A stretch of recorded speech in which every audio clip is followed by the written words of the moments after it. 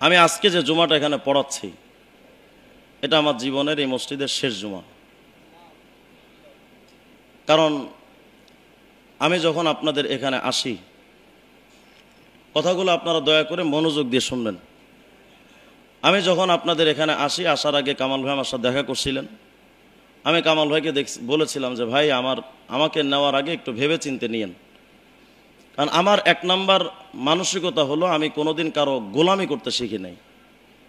এটা আমার আগের থেকে আমার তবিয়ত, সৃষ্টিগতভাবে আমি এই অফিসের মধ্যে বলেছিলাম যে আমি সৃষ্টিগতভাবে এমন, আমি কোনোদিন কারোর গোলামি করার মানসিকতা লালন করি না। তা আমি ওনাদেরকে শুরুতে এই বিষয়টা ক্লিয়ার করেছিলাম যে আমি আপনাদের এই বিষয়টা ক্লিয়ার জানা দরকার, আমি কিন্তু ওই গোলামের মানসিকতা লালন করি না। আমাকে বাক স্বাধীনতা দিতে হবে। এক নাম্বার শর্ত ছিল আমার কথা বলার স্বাধীনতা। দ্বিতীয় নাম্বার, আমি এখানে ছাত্র ছিলাম বা বয়সে কম, সেই হিসেবে আপনারা যে আমাকে খতিবের সম্মানের জায়গা থেকে দেখবেন না, এটা হবে না। আমি যখন খতিব, আমাকে খতিবের সম্মান দিতে হবে। এবং কামাল ভাই এখানে সাক্ষী, ওনারা আমাকে টাকার কথা জিজ্ঞেস করেছিলেন। আমি বলেছিলাম যে ভাই টাকার ব্যাপারে আমি কোনোদিন আজ পর্যন্ত কোনো মসজিদে চুক্তি করিনি, আমার ওই মানসিকতা লালন করি না। আল্লাহ আমাকে যথেষ্ট দিয়েছেন, আমার বাবা এখানে আছেন, আমি আলহামদুলিল্লাহ, আল্লাহ আমাকে যথেষ্ট দিয়েছেন। এর চাইতে বেশি আল্লাহর কাছে চাওয়া এটা নিজের উপর জুলুম। তো আমি ওনাদেরকে বলছিলাম যে টাকার ব্যাপারে তো মূল মাসালা না, আমার সর্বপ্রথম শর্ত হলো দুইটা: সম্মানের জায়গায় ঠিক রাখা এবং বাক স্বাধীনতা দেওয়া। তো ওনারা সবাই, উপস্থিত কমিটির সবাই এটা মেনে নিলেন। নিয়ে শেষ পর্যায়ে আমি তো মনে করছি বাস তারা তো মেনে নিয়েছেন, অসুবিধা তো নাই। গত শুক্রবারের আগের শুক্রবার, মানে আমার আগের জুমায় এই মসজিদে বসে আমি কিছু বক্তব্য আপনাদেরকে দিয়েছিলাম। বক্তব্যের মধ্যে আমি কয়েকটা অপশন বলার মধ্যে একটা বলেছিলাম যে কমিটির কোনো ভাই যদি কোনো অপরাধের সাথে জড়িয়ে যায় আপনারা আমাকে বলবেন। এটার ব্যাখ্যাটা, ওয়াজাহাতনামাটা করা দরকার। এই ব্যাখ্যাটা অনেকে নিয়েছেন এভাবে যে আমি কমিটির ওপরে চাপ প্রয়োগ করতে চাচ্ছি। বিষয়টা আদৌ এমন ছিল না, বিষয়টা ক্লিয়ার হওয়া দরকার। আমি বোঝাতে চেয়েছিলাম যে এই মসজিদের আগের অনেক কমিটি ছিল, আপনারা সবাই জানেন এখানে কোটি কোটি টাকা দুর্নীতি হয়েছে। সত্য না মিথ্যা? যে কারণে অডিট রিপোর্টও পেশ করা হয়েছে। এজন্য আমি তাদেরকে ধন্যবাদ জানাই। তাদের আইনের আওতায় আনা দরকার। কোটি কোটি টাকা দুর্নীতি হয়েছে। আমাকে বলেন প্রতিবাদ করেছে কে? এই 16টা বৎসর এই মসজিদ থেকে প্রতিবাদ না হওয়ার কারণে বেপরোয়াভাবে তারা আত্মসাৎ করার সুযোগ পেয়েছে। যদি এই মসজিদ থেকে সরাসরি এগুলোর প্রতিবাদ হতো, কোনো জালেম এখানে চুরি করার সাহস পেত না।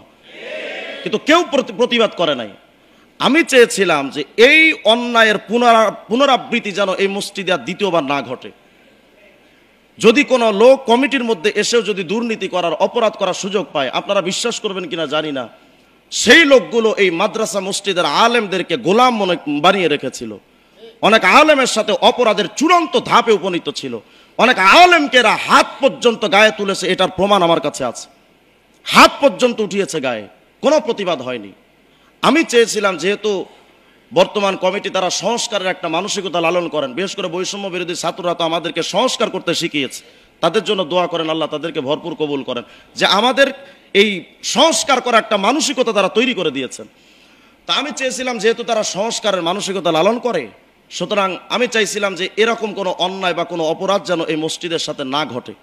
যে কারণে আমি বলেছিলাম যে যদি কেউ অন্যায় করে আমাকে বলবেন, আমি এটার প্রতিবাদ করবো। কারণ আমি তো এখানে চাকরি করতে আসি না, আমি জাস্ট খেদমত করতে আসি। এই কথা বলার পরে জুমার নামাজের পরে আমার সাথে গিয়ে আপনাদের এই মসজিদের প্রধান উপদেষ্টা আসগার সাহেব এবং কামাল ভাই ওনারা গেলেন। আমার কাছে ব্যাখ্যা চাওয়া হলো। এটাই প্রথম অপরাধ, আমার কাছে ব্যাখ্যা চাওয়া। কারণ আমি আগেই বলেছিলাম আমি কৈফিয়ত দিতে পারবো না। এটা যদি আপনারা মনে করেন অহংকার, তো এই মসজিদের আগের কমিটির রূপের কারণে এখানে যদি কোনো খতিব অহংকারের সাথে বক্তব্য দেয়, এটাই তার জন্য জায়েজ। অহংকারী দাম্ভিকদের সামনে নমনীয়তা দেখানো এটা জুলুম। দাম্ভিকদের সাথে দাম্ভিকতা দিয়ে প্রতিবাদ করা এটাই ঠিক। এটার আপনারা মানেন বা না মানেন, আমি এইভাবেই চলি, এটা আমার মেজাজ, আমার তবিয়ত।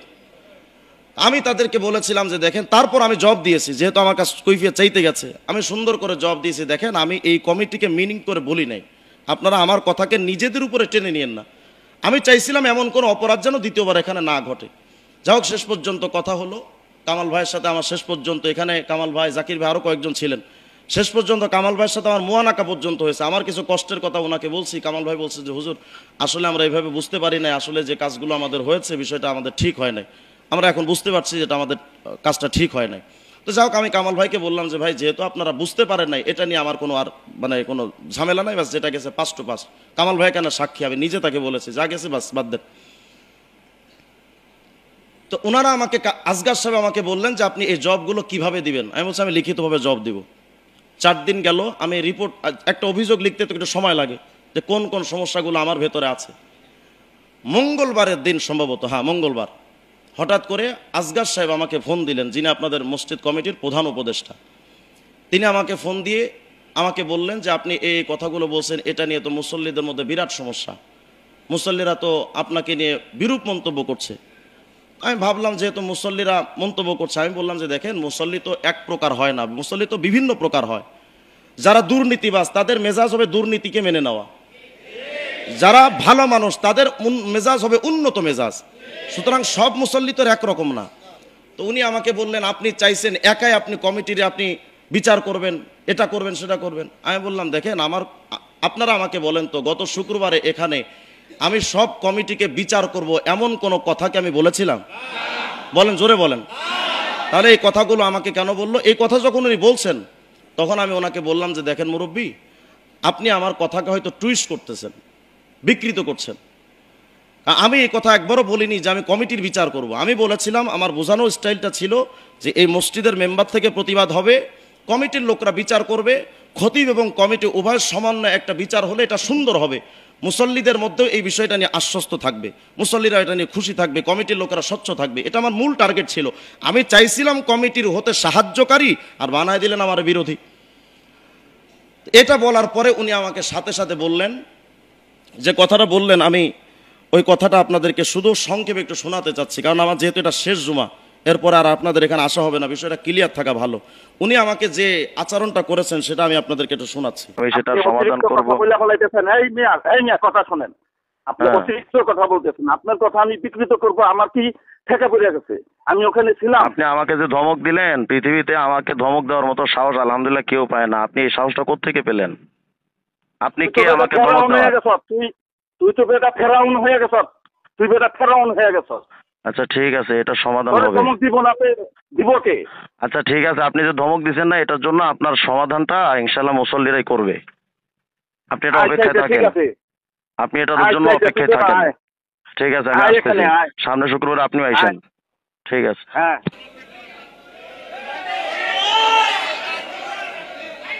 থামেন থামেন। উনি আমাকে বললেন আমি তো ফেরাউন হয়ে গেছি। এখন আপনারা আমাকে বলেন, ফেরাউনের পেছনে নামাজ পড়া কি জায়েজ আছে? বলেন বলেন, জায়েজ আছে? তাহলে আমি এখানে কেমনে জমা পড়াই?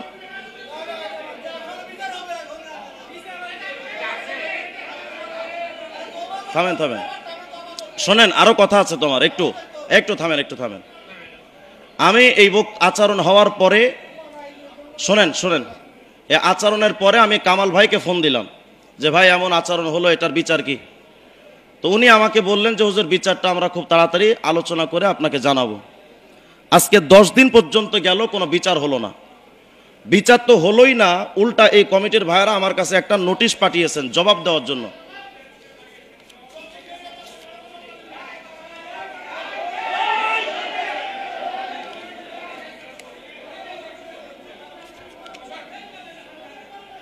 বসেন বসেন, আমার কথা তো শেষ হতে দিতে হবে না, আমার কথা বলতে দিতে হবে।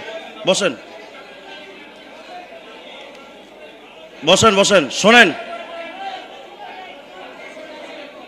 আচ্ছা কথা শেষ, শোনেন সবাই বসেন বসেন বসেন, এই ভাইরা বসেন বসেন বসেন। বিষয়টা সাফ হওয়া দরকার, আমি সাফ করার জন্য বলছি।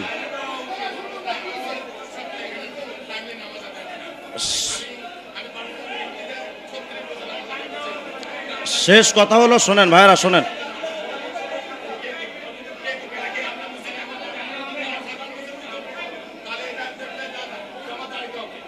আচ্ছা ব্যাস ব্যাস, আমি কথা বলি, শেষ শেষ। আমার একটা কথা শোনেন, যে বিষয়টা যেহেতু হয়ে গেছে এটা সমাধান,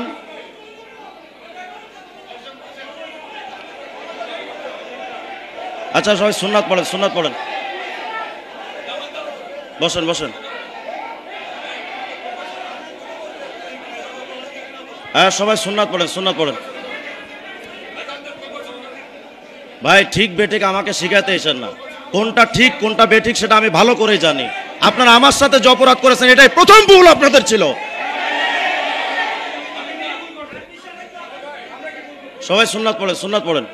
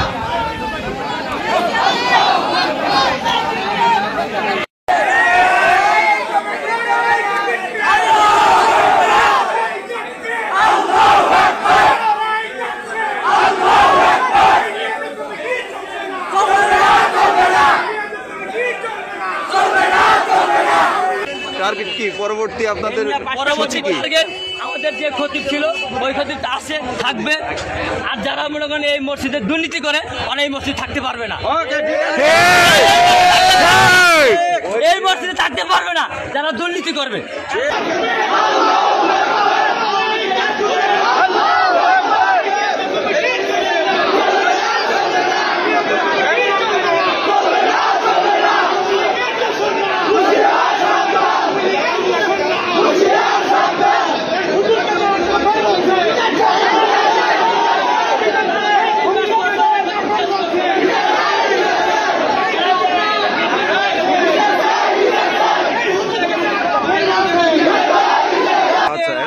কমিটির প্রতিষ্ঠা উনি বলছেন যে খতিব সাহেবকে কাফের। এখন এই জিনিসটা কেন বলছে আমরা জানতে চাই।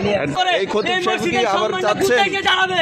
আমরা অবশ্যই হক কথা বললে ওনাকে চাই, হক কথা কথা বুঝতে চেষ্টা করেন। হক কথা বলবে তাদের পক্ষে আমরা সম্মান মানিক আমাদের সবার সম্মান। খতিব সাহেব যদি অন্যায় করে তাতে আমরা বিরোধ, আমরা কি অসম্মানী হব না ভাই? কমিটি যদি বিরোধ যায় আমি তাদের আমরা কি অসম্মানী হব না? কথাই আমরা